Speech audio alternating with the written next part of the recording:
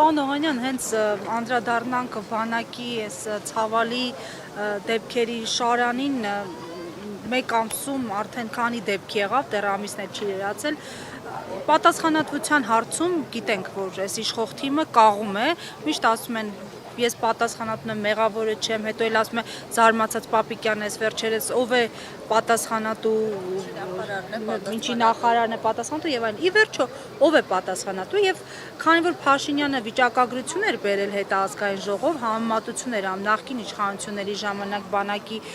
բանակում խաղաղ պայմանների զոհերի, հիմա ծանոթացել եք այդ հայտարարվող թվերին եւ այս առումով ինչ ունեք ասելու, ձեր թերացումները որքանով են այն ժամանակ եղել, հիմա ինչն է նկատելի, որն է սխալը։ Իդեպ լրացնելով գործընկերոջս ներողություն եմ խնդրում, այդ վիճակագրությունը, որը բերվել էր ազգային ժողով, մասնավորապես կենտրոնացել էին 2015 թվականի վրա, մինչ պատերազմական, այսինքն 2016-ից մինչ պատերազմական շրջանի, երբ սահմանին նաև լարվածություն կար ինչ-որ չափով, այդ շրջանի վիճակագրություն էր ներկայացվել։ Նաև եթե իշխանությունները զբաղված չլինեին այն ամենով, ինչով այսօր զբաղված են, ինչին մենք հիմա ականատես ենք լինում, արդյոք բանակում այդ վիճակը կլիներ։ Տեսեք, վիճակագրության հետ ես ծանոթ չեմ, բայց միանգամից պատասխանեմ այդ հարցին, որ անկախ նրանից նախկինում եղել են թերություններ, դեպքեր եղել են եւ նաեւ չարդարացնելով այն ժամանակահատվածը, որի համար ես անձամբ, ասենք, պատասխանատու եմ եղել, բայց իրավիճակը հիմա փոխված է, նախ եւ առաջ այն քանակությունը չի բանակում, որ նախկինում է եղել, շուրջ 30-35, միգուցե ավել տոկոսով բանակի քանակությունը կրճատված է, եւ երկրորդը արդեն մի քանի տարի իրենք խոսում են խաղաղության մասին, նախկինում ծառայությունը բավականին լարված իրավիճակում էր, հակառակորդի անընդհատ սադրանքների, հակառակորդի կողմից դիվերսիաների իրականացման սպասումի շրջանակներում էր դա իրականացվում, բայց նաև ձեզ ասեմ հետևյալը, որ օրինակ 14-15 թվականներ, 13 թվականներ, երբ որ անընդհատ հակառակորդը դիվերսիաներ էր իրականացում, այդ պայմաններում, գիտեք, զինծառայողների միջև համախմբվածություն, փոխադարձ հարգանք, փոխադարձ աջակցության, այսպես մթնոլորտ էր ձևավորված եւ այնտեղ, ասենք, կեղծ հեղինակավորներ կամ դժվար դաստիարակվողները առաջին հերթին իրենք էին ուզում ցույց տան, որ իրենք են պատրաստ եւ այդպիսի մարդիկ պատերազմական գործողությունների ժամանակ ավելի աշխուժ մարդիկ իրենց ավելի լավ են դրսեւորում հակառակորդի հետ վարվելու շրջանակներում։ Հիմա այստեղ պատճառները խորքային են։ Առաջին հերթին սա կապված է այն բարոյաքաբանական մթնոլորտի հետ, որը տիրում է ոչ թե բանակում, այլ նաև մեր պետության մեջ։ Պետության մեջ արատավոր բարքերը, ատելության մթնոլորտը սերմանվում է իշխանության կողմից եւ նաև հավատարմությամբ պաշտոնների նշանակումը, քաղաքական նկրտումներով պաշտոնների նշանակումը այս իշխանությունների օրոք է ավելի խորը, խնամի ծանոթ բարեկամ, այս հասկացությունը ավելի շատ իրենց մոտ է զարգացված եւ չի կարող այս ամենը չանդրադառնալ նաեւ վիճակին բանակում, առավել եւս որ 44 օրյա պատերազմի պարտության պատճառներից մեկը նա է, որ մինչև 44 օրյա պատերազմը, մինչև 2020 թվականը բավականին սխալ կադրային քաղաքականություն է իրականացվել։ Պաշտպանության նախարարի, գլխավոր շտաբի պետի, Արցախի պաշտպանության բանակի հրամանատարության անընդհատ փոփոխությունները ազդել են կառավարման համակարգի կայունության, հստակության վրա, որն էլ իր ներգործություն է ունեցել նաև ավելի ներքևի օղակի հրամանատարական կազմի վրա, որոնց մոտ մտավախություն է առաջացել իրենց պաշտոններում մնալու, որովհետև տեսել են քաղաքական իշխանությունները ինչպես են բանանում։ Մյուս խնդիրը, որը որ խորքային է, դա կապված է նրա հետ, որ հասարակ վերլուծությունը օրինակ, որ անում ենք, ինչու համար են քնելու վրա հայհոյանք դնում եւ ինչու համար են զինծառայողները քնում, որովհետեւ հոգնում են։ Այսինքն ծառայության պայմանները այնպիսի ծանրության մեջ են, որ այդ մարդիկ հոգնում են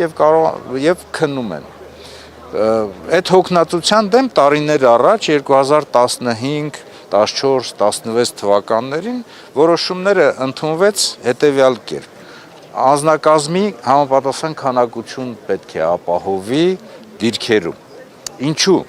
որովհետեւ շատ ծանր է 2 շաբաթ անընդհատ հերթապահություն տանել այս գրաֆիկով 2 ժամ դիրքում պահակություն, 2 ժամ արթուն հերթափոխ եւ 2 ժամ քնել։ Զորամասի տարածքում հասարակ պահակային ծառայության համար մեր կանոնադրություններով արգելվում է օրու մեջ գնալ պահակային ծառայության, արգելվում է,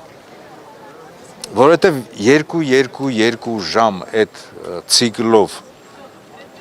բավականին հոգնածության մեջ են գտնում զինծառայողները։ Հիմա այդ նույն ցիկլով զինվորները հերթապահություն են տանում 2 շաբաթ։ Պատկերացնում եք, օրու մեջ չի թույլատրում, իստեղ 2 շաբաթ մարդիկ հոգնում են։ Դրա համար զինծառայողների քանակով է պայմանավորված։ զինծառայողների ես մանրակրկիտ բացատրում եմ, որպեսզի սրանից հետևություններ անեն նաև ասենք պաշտպանության նախարարության ղեկավարությունը, ի վերջո որովհետև բանակը մերն է եւ ամոթ է, որ այս իրավիճակում իրենց ասած խաղաղության պայմաններում մենք ունենում ենք նման ցավալի դեպքեր։ Մենք 4 հերթափոխ էինք դարձրել, որովհետեւ 2 ժամ ծառայությունից, 2 ժամ արթուն հերթափոխից հետո 4 ժամ զինծառայողը կարողանա հանգստանալ եւ 1 օրվա, 1 սուտկայի մեջ ինքը կարողանում է մինիմում 8 ժամ հանգստանալ։ Այսինքն քանակություն է պետք ապահովել։ Հիմա ասում եք պատասխանատվության մասին։ Զորամասի ստորաբաժանման հրամանատարը քանակություն ապահովելու համար պատասխանատվություն չեն կրում։ Զինված ուժերում այդ պատասխանատվությունը կրում են 2 հոգի։ Իրենց ողջ անձնակազմով։ Պաշտպանության նախարարը եւ նրա առաջի տեղակալ գլխավոր շտաբի պետը։ Իսկ այսօրվա զինված ուժերի համալրման համար բավականին բացասական են անդրադառնում այսօրվա գործող ճակետներով ատեստացիոն process-ը, որովհետև այդ ատեստացիոն process-ը որքան էլ որ ասեն դա մրցակցության համար է, դա մրցակցության համար չէ, որովհետև մի մասը հնարավորություն ունի ատեստացիոն քննությունները այդ ճակերտներով ասած հանձնի եւ ստանա բարձր աշխատավարձ, իսկ մի մասը, որոնք որ դիրքերում են գտնվում եւ ժամանակ չունեն եւ այդ հնարավորությունները չունեն դրան պատրաստվելու։ Օրինակ, պատկերացնում եք զորամասի հրամանատարը ինչու պետք է բարձր աշխատավարձ ստանա, եթե իր ենթականները առաջի գծում պատրաստ չեն։ Հա, պատրաստ չեն։ Կամ էլ 2, ասենք, ստորաբաժանման հրամանատար, մեկը հանձնել է, մեկը չի հանձնել եւ գնում ստուգում են, տեսնում են չհանձնած ստորաբաժանումը ավելի լավ վիճակում է, ավելի պատրաստված է եւ ավելի կարգապահ է։ Դրա համար այսօրվա զինված ուժերի համալրման խնդիրը լուծելու ամենակարևոր պայմանը դա բազային աշխատավարձի բարձրացումն է, որն էլ սոցիալական այդ գրավչության աստիճանը կբարձրացնի եւ հնարավորություն կտա ուրեմն համալրել զինված ուժերը։ Եվ երրորդ արատավոր երևույթները։ Արատավոր երևույթների հիմնական առիթը 2 զինծառայողների միջև անհանդուրժողականությունն է։ Պատկերացնում եք 18-20 տարեկան երիտասարդ ավիուն, փակ համակարգ, տղամարդիկ, ինքնահաստատվելու պահ, իսկ այդ անհանդուրժողականության պատճառները դա արատավոր բարքերն են, քրեական ենթամշակույթն է, սրբություններին կպնելը, հայհոյանքներ, կեղծ մականուններ եւ այլն եւ այլն։ Զինված ուժերում դրա համար պատրաստության,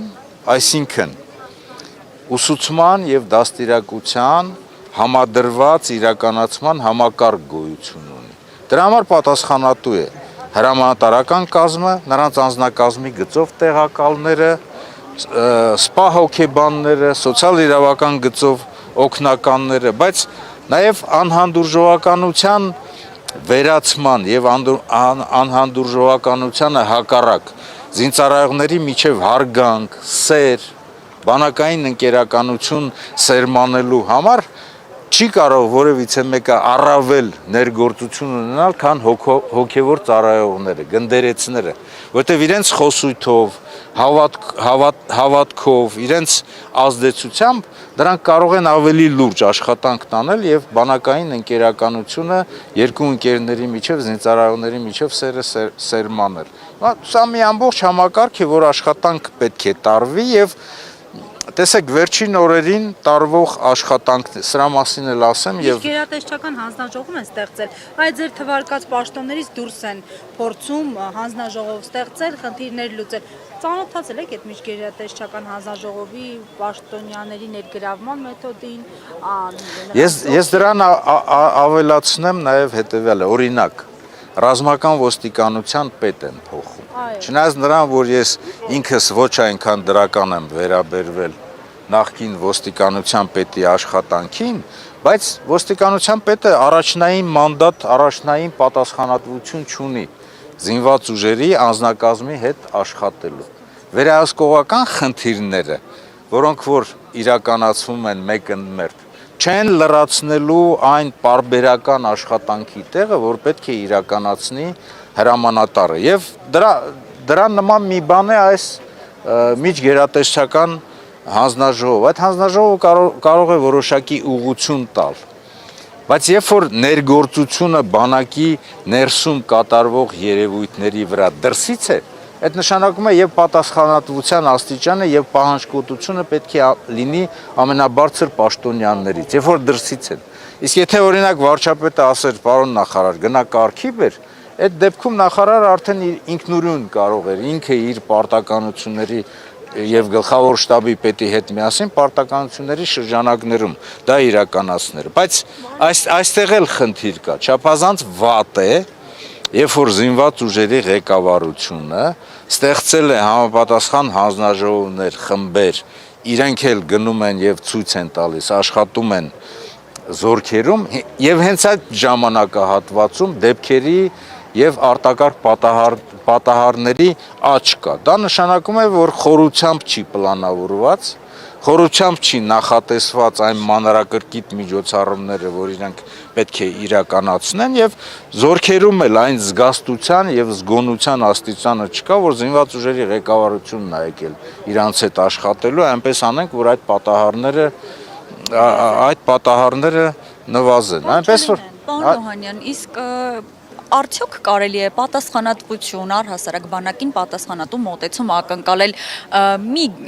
ԳՇՊ-ից, ով օրինակ հակառակորդի մեր սուվերեն տարածքից հեռանալը պայմանավորում է սովածանալով, մի պաշտպանության նախարարից, ով պաշտպանության նախարարությունում զոհերի ավելանալը, ինքնասպանությունների ավելանալը, շատ զարմացած ասում է, ինչի ՊՆ նախարարն է պատասխանատու։ Եթե խորքային վերլուծության իմ նշված կետերը մենք նորից վերհանենք, անձնակազմի քանակություն եւ արատավոր երևույթների դեմ պայքար, պատասխանատվությունը սկսում է վերևից, պաշտպանության նախարարից եւ գլխավոր շտաբի պետից։ Իսկ մեր զինված ուժերի հրամանատարը պաշտպանության նախարարն է, ինչու՞, որովհետեւ գլխավոր շտաբի պետի որ նախկինում զորային կառույցի ղեկավարն էր, պաշտոնը փոխեցին եւ դարձրեցին պաշտպանության նախարարի առաջին տեղակալ։ Այսինքն ինքը առաջի տեղակալն է, ինքը ենթարկում է նախարարին։ Նախարարն է այսօր զինված ուժերի հրամանատարը։ Եվ դրանից սկսում է բոլոր այն բաները, որ պատասխանատվության եւ աստիճանը եւ նաեւ զգացումը այլ պետք է լինի։ Օրինակ ես չեմ ասում իմ ժամանակ ամեն ինչ իդեալական է եղել, թերություններ մշտապես եղել են եւ այդ թերությունների համար պետք է համապատասխան աշխատանք տանի, բայց իմ ժամանակ չեք կարող գտնել եւ տեսնել, որ գլխավոր շտաբի պետին ես հանձնարարեմ ինչ որ մի շինության, ինչ որ մի բանի համար գնա եւ այնտեղ սպասի եւ նախարարը գա զեկուցի։ Եվ այսօր զինված ուժերի գլխավոր շտաբի պետին մենք անընդհատ որտեղ ենք տեսնում, ինչ որ տեղ նախարարը մոտենում է ինքը բանի սերժանտի նման զեկուցում է նախարարին։ Գլխավոր շտաբի պետի խնդիրը այլ է, գլխավոր շտաբի պետի պարտականությունները ռազմավարական, անվտանգության առումով ռազմավարական այլ նշանակություն ունեն։ Զինված ուժերի գլխավոր շտաբի պետը պետության բոլոր ուժային կառույցներից, մնացածից ազգային անվտանգության ծառայություն, ներքին ձեռք ամենաբարձր զինվորական պաշտոնյան է։ Դրանից ելնելով պետք է լինի նաև նրա նկատմամբ վերաբերմունքը եւ նրա պատասխանատվությունը։ Այսօր մենք գլխավոր շտաբի պետին տեսնում ենք անընդհատ սերժանտի նման ստեղ-ընդեղ զեկուցելուց։